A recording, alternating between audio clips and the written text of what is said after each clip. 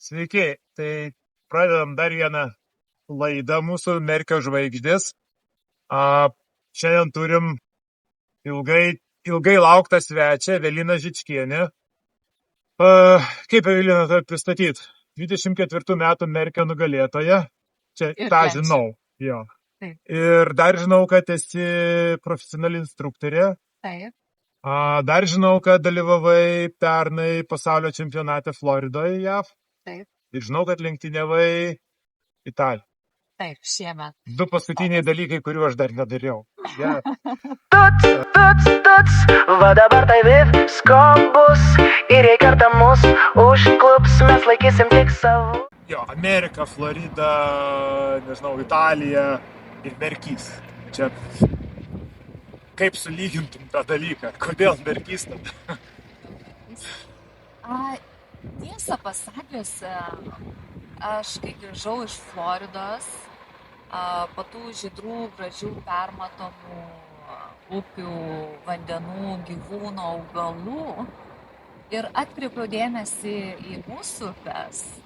Ir, pavyzdžiui, kai plaukiau Lakaje, ir tuo pačiu Merkiu. Ir aš pagalvojau, žinot ką, čia yra mūsų lietuviška Florida.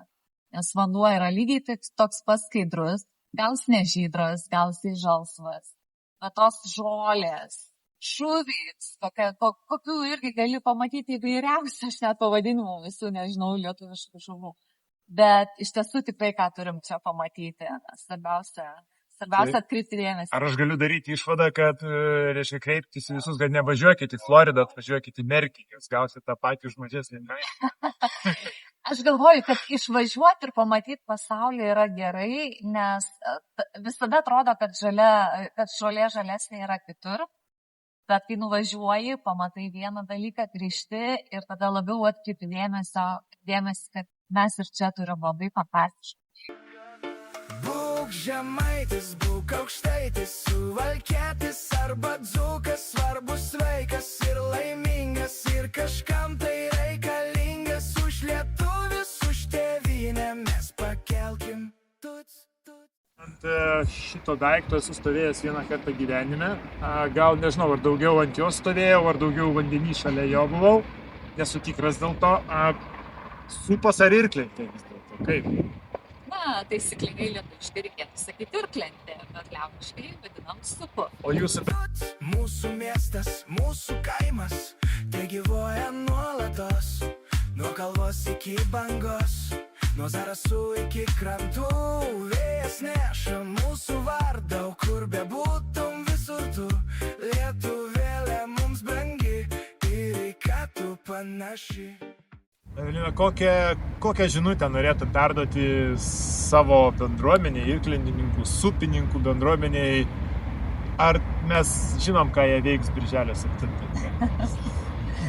Aš žinau, kiekvienais metais imu visus žmonės, savo mokinius, bet ką sutinku ant irklentės ir sakau, jūs turite dalyvauti šituose renginiuose, nes... Skaitom? Taip. Čia geriausias atsakymas. Taip, nenori, bet dalyvauti tikrai reikia, nes tai suteikia tokią įvairialypę naudą. Visų pirma, žmogus fiziškai, psichologiškai tobulėja. Antras dalykas, pažįsti Lietuvos gamtą, kuri yra tikrai nuostabi ir mums atrodo, kad mes žinom, bet kai tu nuplauki 32 km su Merkiu, tu padarai visiškai kitokių atradimų ir visiškai kitaip pamatai, negu ten, nežinau, strūkais 4 kilometrų paplūduriuoti. Kitas dalykas, kad bendruomenė. Šitas jausmas aš kadangi labai esu bendruomenės žmogus, man labai svarbu būti bendruomeniai, būti apsuptai kitų irklentininkų, baidaristų, visos tos vandenininkų bendruomenės, tai yra nerealu. Aš nežinau, aš kovoju dėl rezultato, man ten smagu užimti pirmas vietas ir taip toliau, bet aš visą laiką, kai plaukiu, nepraleidžiu progos pabendrauti su kitais, pajuokauti, pasisemt geros energijos, gal sugaištu laiko. Ypač jeigu kas nors nori lenkti, tai tada dar pristabdai. Sakau, duokit man irklą, jūs turite 2, aš tik 1. Aš lietuvis patriotas. Tuts, džiaugia siela ir širdis, klausant man šitos dainos. Būk žemaitis, būk aukštaitis, suvalkietis arba dzūkas, svarbus, sveikas ir laimingas, ir kažkam tai reikalingas. Už lietuvius, už tėvynę mes pakelkim tuts. Neslėpsiu, peržiūrėjau tavo Facebooko profilį prieš susitikimą ir man tokį klausimą pasižymėjau. Tai vis dėlto kova ar išgyvenimas, kas yra didesnė pamoka? Nes rašei, kad mes, nepaslaptis, būna lenktynių, kur tu kovoji, gerai jautiesi, kitur būna lenktynių, aš pats esu dar turėjęs, Taip. kur tiesiog yra tas išgyventi ir pasiekti finišą kažkaip. Iš ko daugiau pasimokai? Ir ta patirtis yra labai gera ir ugdo žmogų kaip sportininką ir apskritai jo stiprumą ir gebėjimus. Trumpos distancijos, kur yra kova iš tiesų, tai iš pradžio aš galvojau, kad jos yra lengvesnės, nes susikaupi ir atrodo duodi maksimalią jėgą ir tikrai gali padaryti, bet iš tiesų ten nėra klaidų, nėra erdvės net mažiausiams klaidoms. Jeigu net mažiausią klaidą padarai, vadinasi viskas, jau tu prarasi poziciją. Tuo tarpu ilgos distancijos, Merkio maratonas 32 km ar Salocoje, kaip plaukiam 100 km. Ten klaidų gali pridaryti kiek tik tais nori, bet ten yra didžiulė kova ir išgyvenimas, kaip sakai, su savim, su savo galva, nes apima ir nuobodulys, bet turi neprarasti budrumo. 100 km yra vis dėlto ką veikti, apgalvoji visus gyvenimo dalykus. Apibendrinant, turbūt galima pasakyti tada, kad išgyvenimas tampa kovos dalimi. Tikrai Turbūt taip. net tu vienas stengiesi išgyventi. Tikrai taip, nes trumpoji distancija turbūt nėra tiek laiko tam išgyvenimui, jisai žymiai sutrunka. Taip, Evelina, paskutinis klausimas, jūs angliškai. So, what is Lithuania? Labai trumpai.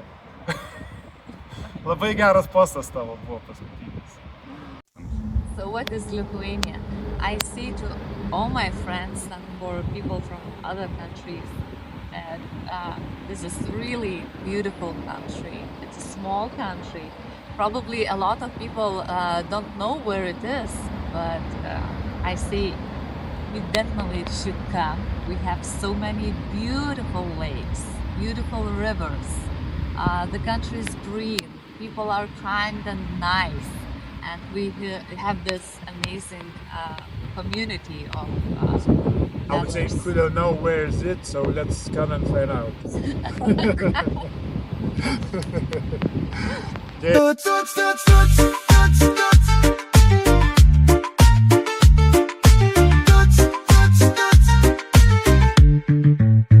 Tuts, tuts, tuts. Džiaugia siela ir širdis, klausant man šitos dainos.